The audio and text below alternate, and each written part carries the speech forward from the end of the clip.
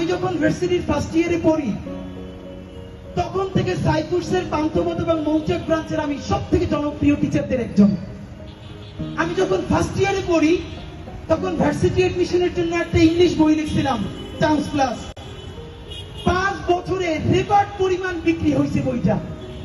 আমি ওই ফার্স্ট ইয়ারের একটা ছেলে, এত রেভিনিউ পাইছি, মানে আমার বোন সেই টাকা নিয়ে আমার জন্য ঢাকার আশেপাশে একটা জমি কিনে ফেলছে। এই কথাটা এই জন্য বললাম, এই গণ অভ্যুত্থানের পরে আমার ইনকাম কমে গেছে।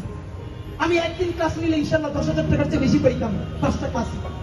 আমি আইএলটিএস এর যে প্রাইভেট ব্যাচ পড়াইতাম, স্পেশাল ব্যাচ শুধু রিডিং এর, সেখান থেকে অনেক বেশি ইনকাম হইতো। আমি গত 10 বছরে বাংলাদেশের অনেক কর্পোরেট প্রতিষ্ঠানে ইংলিশ ল্যাঙ্গুয়েজ ট্রেনিং করাই, ফনেটিক্স এন্ড প্রেজেন্টেশনের ওয়ার্কশপ করাই। বাংলাদেশে এবং বিদেশে হাজার হাজার শিক্ষার্থী আছে আমার, যাদেরকে গত 10 বছর ধরে আমি ট্রেন আপ করাইছি। এই কথাটা এই জন্য বললাম, পয়সা দিয়ে কেনার ক্যাপাসিটি আমার এই জন্য কারণ নাই। আল্লাহর অসীম রহমতে আমার পরিবারকে আল্লাহ ছোট লোক বানান না এবং গরিব বানান না। আমি গরিবটাকে বৈষম্যমূলক অর্থে বলছি না। আল্লাহ রাসূল নিজে পর্যন্ত চরম দারিদ্র থেকে মুক্তি চেয়েছেন। চরম দারিদ্রের কারণে মানুষ দুর্নীতি করে। যতটুকু দারিদ্র থাকলে দুর্নীতি করে, আল্লাহ আমার ওই দারিদ্রের মধ্য দিয়ে কোনোদিন নেন নাই। আপনারা দোয়া কইরেন আল্লাহ যেন আমারে ওই পরিমাণ দারিদ্র অথবা দুনিয়ায় আল্লাহ ছাড়া কোনোদিন কারো কাছে মুখাপেক্ষী না করে। আমি যেন হালাল পয়সায় নুন ভাত ডাল ভাত খাইয়া, এই যে আমি খাইলে যেন আমার টিমের সবাই নিয়ে একসাথে খাইতে পারি। আপনারা অনেকেই আমারে কিছু খাওয়াইতে চান, গত 1 বছর ধরে জানেন মানুষ কিছু একটা খাওয়াইতে খুশি হয় না। আমি ইদানিং মায়েরা, আমাদের বোনেরা সংসারের পর একটু যদি নতুন সংসার করে, ছোট্ট ছোট্ট জিনিস নিয়ে কেমনে সংসার করে তোলে না, এই ফিলিংটা আমার মধ্যে তৈরি হয়েছে। আমরা ইনকিলাব কালচারাল সেন্টার করছি, 30 লক্ষ টাকার বেশি আমাদের ওখানে খরচ হয়েছে। 10 টাকা 20 টাকা 50 টাকার জিনিস নিয়ে আমাদেরকে যে যা দিতে চায়, জানেন এই টিমের সবাই কেউ কোনোদিন বাড়ি নিয়ে যায় না, সব থেকে ভালো জিনিসটা সেন্টারে নিয়ে আসে। বাবা বাসায় নতুন একটা ফার্নিচার কিনলে ছোট বাচ্চারা যেরকম খুশি হয় না, জানেন আমাদের টিমের পাগল ছেলে মেয়েগুলো কিরকম। আপনি ওদেরকে এক সন্ধ্যা ভালো খাওয়াইতে চাইবেন, জীবনে খাওয়াইতে পারবেন না।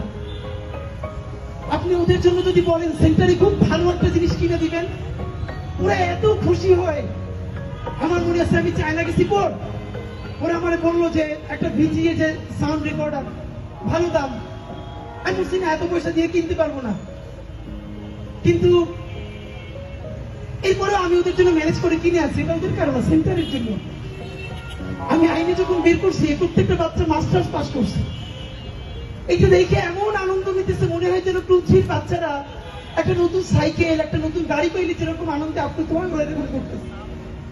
সুতরাং আমার জানি এই নির্বাচনে জেতাটা না, নির্বাচনে জেতাটা খুবই আমাদের ছোট একটা কাজ। আল্লাহ চাইলে আমরা নতুন রাজনীতি নির্মাণ করে ফেলব ইনশাআল্লাহ। আল্লাহ চাইলে 56,000 বর্গ মাইলের প্রতিটি ইঞ্চিতে আমরা ইনসাফের রাজনীতি কায়েম করব। কেমনে জনগণের পয়সায় জনগণের রাজনীতি নির্মাণ করতে হয়, সেই মডেল আমরা প্রতিষ্ঠা করবো ইনশাআল্লাহ। আমি আমার টিম যদি মরে যায়, বাংলাদেশে আমাদের এই মডেল এমন ভাবে দাঁড়াবে, নতুন কেউ রাজনীতি করতে হইলে এই মডেলের মধ্যে দিয়ে যাওয়া লাগবে। ভাইরা আমার, যদি আমরা কখনো ভুল করি খেয়াল রাখবেন।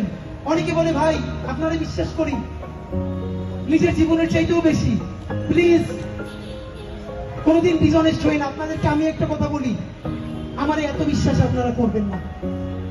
অন্ধভাবে নিজের সন্তানকেও বিশ্বাস করবেন না, অন্ধভাবে নিজের বাবা মা স্ত্রীকেও বিশ্বাস করবেন না। ভাইয়েরা, এক চক্ষু দিয়ে আমাদেরকে বিশ্বাস করবেন, অন্য চক্ষু আমাদেরকে পাহারা দেওয়ার জন্য রাখবেন। আমরা বিশ্বাস করে ধরা খাই, তবুও বিশ্বাস করা ছাড়া তো আমাদের আর কিছু নাই। কিন্তু একটা চোখ খোলা রাখবেন, যেদিনই ভুল করব, কোন বিচ্যুতি মনে হবে, শুধরাই দিবেন, বলবেন ভাই এটা কিন্তু মনে হয় ভুল হচ্ছে। আমি, আমরা, আপনারা, বাংলাদেশের সবাই মিলে ইনশাআল্লাহ ঢাকা 8-এর এই রাজনীতিকে বাকি 299টা কনস্টিটিউতে ইনশাআল্লাহ পৌঁছে দিব।